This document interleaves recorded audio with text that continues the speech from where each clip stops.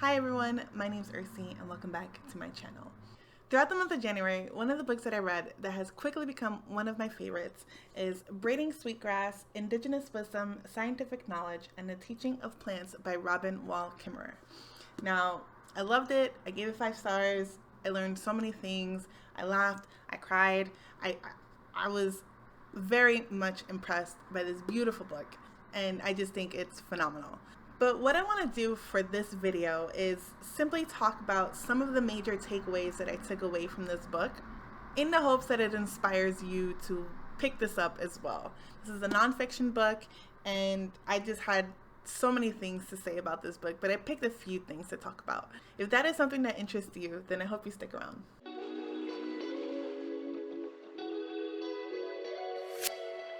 Before I get into the major takeaways of this book, I want to talk to you guys about why I picked it up and what it's about. So why did I pick up this book? So it's pretty simple. It was readily available at my library through Overdrive as an audiobook. It was under the category of always available audiobooks. So pretty much the library just kind of feels like there are some books that we shouldn't really have to wait for. So I'm really glad that this book was included in that list. So when I did actually get to reading this book, it was through audiobook, but I wound up borrowing this for the sake of this video to pull out just a couple quotes for you guys as I go through the video. But I also picked up this book because I've seen a few people talking about it on Booktube and on Instagram. One in particular that I'll mention is Brandon from Brandon's Bookshelf. I believe this was his first review on his channel, and he did a really great job talking about the book and some of the things that he learned from it as well. So I'll leave a link to his video in the description box of this video for you guys to go check out as well, because I feel like he did a really great job. But what is it about? Who's the author? What's up with this book? So Dr. Robin Wall Kimmerer, she is a botanist. That is her profession. She teaches, she writes about it, she studies botany, and that's pretty much plant science. But she is also a citizen of the Potawatomi Nation and a poet. According to her website, she is the SUNY, which is the State University of New York, Distinguished Teaching Professor of Environmental Biology, and the founder and director of the Center for Native Peoples and the Environment. Through that lens, she writes this book. The book pretty much discusses the reciprocal nature that people and the environment can have or used to have as well as talking about plants in the environment and what she has learned from her time as a botanist. She shares knowledge from both scientific and from her indigenous heritage to form an understanding of the environment. She fully embraces the idea that there is just so much we can learn from the living world or from the environment if we open our minds and our hearts to it and try our best to see things from a different perspective, from the ways that we were taught. I'm going to quote from the Goodreads synopsis for this. It says, "For only when we can hear the languages of other beings are we capable of understanding the generosity of the earth and learning to give our own gifts in return." So like I said in the introduction, I really adored this book.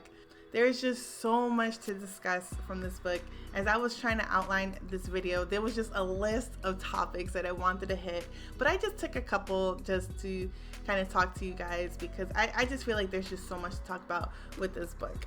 But here are just a couple things that I wanted to discuss here in this video with you guys. One of the first themes that I wanted to discuss is the loss of language of natives and indigenous peoples of the Americas, or anywhere really. The specific chapter that I'm referring to in this book is called Learning the Grammar of Animacy. This chapter broke my heart, but also made me super hopeful as well. I'm gonna read you guys a quote from here.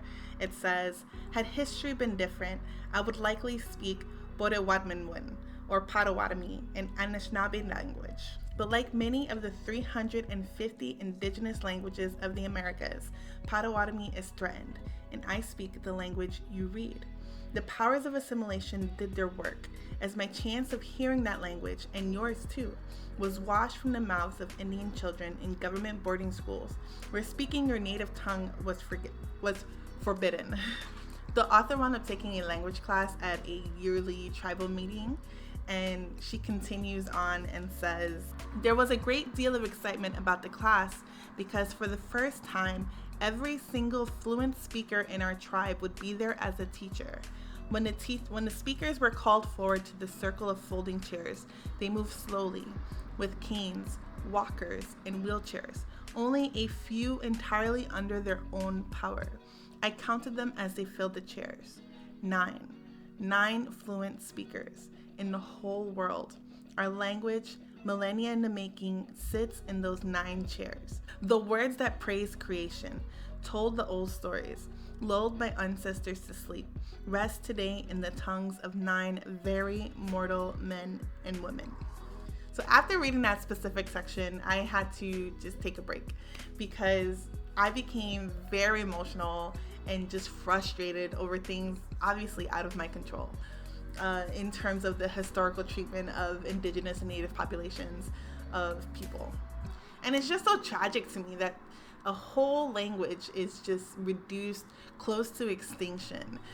Even for these 9 people that knew the language and are very fluent in those words, they can only talk to each other. There's nothing out there for them to connect with in terms of speaking in that language, sharing those jokes, and just talking with one another in the words that mean so much to them and ties them together culturally. And like, it's just them. It's crazy. This is a topic of assimilation, colonialism, imperialism, alleged missionary efforts, and how it affected native and indigenous populations is just so mind-boggling to me that this happened. I mean, historically, there was always this promise that if one were to just simply assimilate to the dominant culture, if one were just to simply speak the language, if one were to simply dress normally, if one were to simply do as they're told, the promise would be that they would be treated just like everyone else in society, and that was a lie. They would be elevated out of this savagery. They would be treated with respect, when in reality, despite efforts to assimilate, they were still treated as some kind of other, poor imitators. Their culture was reduced by words such as savage, primitive, ignorant. They're incapable, right? This is what they were reduced to. And there's writings to show how the dominant culture felt about these people and their culture, because it was simply different. It was different from their own, and they didn't know what to do with them once they encountered them in person. Because in reality, their culture is beautiful. It is organized, respectful, and it's just full of gratitude for the earth. I can rant about this all day, but what's hopeful is that the author, along with others in her tribe, are doing their best to try to learn the language, even when it simply seems impossible. The author, she winds up having like these sticky notes all around her house, just identifying some of the words, even in her own house, like door, like wall. Like, she has these post-it notes just to show the what that word is in her language. And I think that's awesome that she's able to push back against the extinction of it, trying to bring it back to life. And I think that's so great. It's like a sort of rebellion to do so, because it's just so hard to do that in a society where the dominant language is English in this country. And honestly, I think it makes me even more sad because of how hypocritical I might sound as well. You all have no idea how much my mother scolds me, or even some of our own family members, like our older family members, they scold me, my husband, my cousins, everyone, because we don't speak enough Spanish. While Spanish is nowhere near as threatened as Potawatomi, it just doesn't come naturally anymore, despite it being my first language. It was my first language up until I started school. I was in bilingual class, and I went on to going to full-on English classes. And while I do speak Spanish, like, with my family members and stuff, it doesn't come naturally to me. I don't gravitate towards it. I think in English. Whenever I talk to my family members, I find myself translating in my head. It takes me a minute. Like, I'm not as fast. I'm not as quick. I'm not as witty. I can't pop jokes like some of my family members. I don't understand all the slang sometimes, and and I find myself feeling out of place because it just doesn't come naturally to me anymore. And when you think about it, it's sort of like I need to acknowledge my privilege in terms of I'm able to speak the language. There are people around me that can speak the language. Well, not in my immediate vicinity, but people that I am connected with. I can call them more often and talk in Spanish in order to get better at it and improve. And I can practice at home by teaching my daughter, right? But I naturally don't, because it's more of an effort to speak Spanish because of all the translating I have to do in my head and acknowledging that it needs work. Despite the fact that, obviously for people that don't know Spanish, I might be miles ahead of them in terms of the language. But when I do speak to people that naturally speak Spanish, I'm constantly corrected all the time because I'm saying things wrong. But it's sort of this unacknowledged assimilation that happened to me, because obviously the goal of bilingual education was to push the kids towards speaking English. And it worked. It worked on me. Like, I speak English. I think in English. Everything I do is in English. And it's more of an effort for me to do things in Spanish. And that's sort of what Dr. Kimmerer was talking about in the book, but obviously more extreme in her case. She needs to practice and find the people and put in that effort to work through that language barrier that she's having with Potawatomi in order to keep the language alive. Even diving further into the idea of the Spanish language, it's not even supposed to be my native tongue. It's not even the native tongue of the people of the Dominican Republic, right? That was wiped away a long time ago with the Tainos during the colonization of the island of Hispaniola. But I'm not even... Spanish isn't even supposed to be the indigenous language, but we'll move on. Because that's a whole nother can of worms that I don't want to get into. But regardless, let's just move on. Let's talk about a topic that's a little more lighthearted, like the theft of natural resources. Okay, I know I'm being dramatic, but the culture of expansionism and the culture of consumerism leads us to favor as a country and as an economy to this culture of consumerism that's very Darwinistic in the way that we treat our resources and our commodities. And as a participator in this world and acknowledging that the human population is so very high, there has to be some kind of grace here. There has to be some sort of forgiveness when it comes to consumerism, right? Like, we can't all just go back to hunter-gatherer societies. That would be unsustainable. But there has to be some kind of give and take with this idea of how we treat the natural world around us and how we're able to pull those resources, but giving back at the same time. Because I really feel like greed and sort of this excess, taking in excess, is sort of what's been called out in Braiding Sweetgrass. There seems to be like this disconnect with the way that we as humans acquire the things that we have in our lives, this disconnect from where these things come from.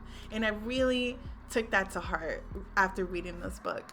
There seems to be this call to be more conscious of where things come from and to be more grateful for the things that we have and not to take in excess just for the sake of excess, just for the sake of surplus, for the sake of a deal. Because having this disconnect, we sort of lose sight of what it takes to actually make the things that we have in our lives or the things that we consume. There's less gratitude, because the effort for us in sort of acquiring some of the things that we have nowadays is just simply clicking a button on your computer or tapping your screen on your phone, and you can have things brought to your door like that in a matter of a day or two because of how fast and how efficient some of these methods are. But there's just this disconnect because the effort has been taken away. Things are too easy to acquire. And so there's less care for the things that we have. Again, not advocating for us to go back to hunter-gatherer societies and stuff like that, because that would be impossible. But I think it's just acknowledging that disconnect and trying to be more aware of where things come from. And that, I think, will bring us more joy, as well as helping to take care of the environment in that way, by consuming less because we have too much. I like to think of it like a scarf, right? Like I can go to the store and just buy a scarf and that's it. I spent 20 bucks, 30, 40, whatever, how much I spent on a scarf, and I have a scarf, right? Cool. I like scarves. However, if I were to take the time to learn how to knit, if I wound up raising sheep, learning how to shear the wool, dyeing the wool, processing it, right? Weaving it into yarn, learning how to knit, and I knitted this beautiful scarf that took hours and hours to knit, I would care so much more about that knitted scarf that I made with my hands. I would care so much more for that scarf because of the hours of labor, this skill that was taken to make this thing. I would care so much more about that than a scarf that I just went and bought at the store. And I think thinking about that process of how things were made would make us be more aware and care more for the things that we have. Just having that perspective makes me pause and be more grateful for some of the things that we're lucky to have in our lives. I'll read you another quote from the book. It says, "But when the food does not come from a flock in the sky, when you don't feel the warm feathers cool in your hand and know that a life has been given for yours, when there is no gratitude in return, that food may not satisfy. It may leave the spirit hungry while the belly is full. Something is broken when the food comes on a styrofoam tray wrapped in slippery plastic, a carcass of a being whose only chance at life was a cramped cage. That is not a gift of life. It is a theft." I was talking about this quote to my husband and I just broke down in tears because, obviously it's talking about, food that we buy at the store and stuff. I'm trying to be more conscious of the things that I bring into my home, but obviously we're not perfect. We're consumers. I'm not going to put myself on a high horse. We are part of this economy. We participate in this economy. And I'm not going to say that, I don't eat meat because I do. I don't buy stuff at the store because I do. And I'm not shaming other people for doing that either.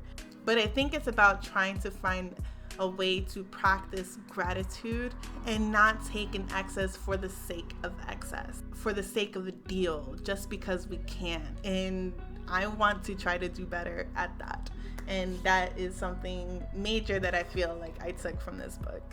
Like I said earlier, I had a whole list of topics that I wanted to talk about, but I'll just talk about one more because I can talk about this book all day.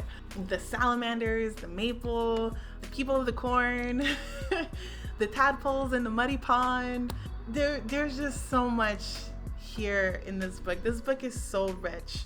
But what I want to talk about is it's called Mishkos Kenomaguen, the Teachings of Grass. Now, I really enjoyed this chapter because it was framed out it was outlined like a scientific paper, going through the scientific method. Dr. Kimmerer was asked as a botanist by the basket makers who harvest sweetgrass to see if the different ways of harvesting makes a difference in terms of the decline of the sweetgrass population or the sweetgrass numbers. One group of pickers would pull the grass like root and all, like leaving bare spots. Another group of pickers were their way of harvesting was sort of breaking it off, not the entire plant, but just taking what they need in terms of maybe close to the base or something, but leaving the roots so that way it can grow back. But both groups, what they both had in common was that they would not take an excess. They would leave about a little more than half of what was there in the field, and that way it can regrow for the next harvest. And so she designed an experiment with one of her grad students, Lori, and they observed one group of grass, root and all, that was picked that way, another group of grass that was picked with the other method, and then a control group that just wasn't touched at all. And so they designed this experiment, they knew what they were going to do, and they presented it to the people, like the professors and other people in the department. And they sort of laughed it off and was like, what is this going to do? Obviously we know that you should leave nature alone. Like, the act of harvesting is what's causing the decline. Like, what's wrong with you guys? Like, obviously this is gonna do nothing for science, because you guys are just going to show that the act of harvesting is gonna do nothing. I'm obviously putting my own words in this, but that was sort of the gist of what they were saying, and their attitude towards the experiment, as well as their attitudes towards the practice of harvesting by the native indigenous people. They wound up doing the experiment, and long story short, the control group that wasn't touched actually was the field that did the worst in terms of the way that it was growing. So it was showing that the fields where the people were harvesting were thriving. They were doing so well because it had this connection or this influence by the people that were harvesting. And so neither one of the two methods were better than the other, because there were benefits to both methods of harvesting in different ways. Just the human interaction with the environment actually helped those fields thrive, as opposed to just leaving it alone. Don't touch it. Humans are the worst. Don't even bother. If you just leave it alone, it'll be good. Like, that field wound up being the one that did not do well. And I thought that was so interesting. And I just love this idea that if there's this respectful participation by people with nature in the environment, it can thrive. It can do well, so long as we're respectful, we're not taking in excess, we're doing our best to help leave things better than the way that we found it. Just this whole idea of having this interaction and participating with the environment, we can both benefit, and there's like this reciprocal relationship that's happening. And I just thought that was phenomenal. I thought that was so cool to read about and so interesting. I loved it. I think because it just goes against everything that we're sort of told about studying nature, that we have to be careful, don't touch, like just observe with your eyes. And I think that it is just a very different approach to that, because we are here on this earth. We can talk about evolution and how we evolved to come onto this planet and stuff. You know, people think I'm creationism, but whatever. Like, either way, we're here on this earth. We are allowed to participate with the environment. We are allowed to interact with the environment, so long as we are respectful of it, so long as we try our best to listen to the language of the world, right? And I just think that's so beautiful. Like, I really love that idea that there is this healthy relationship that we can have with nature. So I am a person of the modern world. I love technology. I'm a believer of science and logic, but I am so grateful for this book, for allowing me to sort of rekindle my love of nature and the environment. It has allowed for me to rethink the way that I participate in the economy, be more conscious of the world around me. It is pushing me to be more conscious of my efforts in terms of teaching gratitude to my kid and having this healthy respect for the environment and nature. I'm so grateful for this book. And even with the stuff that I've talked about, like, I feel like I hardly scratched the surface. There is just so much in this book. This book, like I said, is just so rich with knowledge and information and these lessons and these stories that help rekindle this love of nature and the environment, and seeing things from a different perspective, a perspective that we're not really used to anymore. And I feel like we need to come back to that. I will end this video by just reiterating my love for this book. I took so much away from this. I hope you guys pick up this book because I really enjoyed it. And it's beautifully written too. Like, I want to get my own copy of this book just so I can sit with the words, because I feel like even though she did a really good job of narrating her own book, like the words and the way that she combines the words together to talk about her stories, like, it's just so beautiful. But let me know if you've read this book. What do you think of this book? What do you think of the topics that I brought up? What do you think of some of the other things in this book? I thought this book was phenomenal. Let me know if you're interested in reading the book as well. I would love to hear your thoughts any and all thoughts in the comment section of this video. But please give this video a like if you enjoyed it. Subscribe if you want to see more from me. I hope you all have a beautiful day, and I'll talk to you all soon. Bye.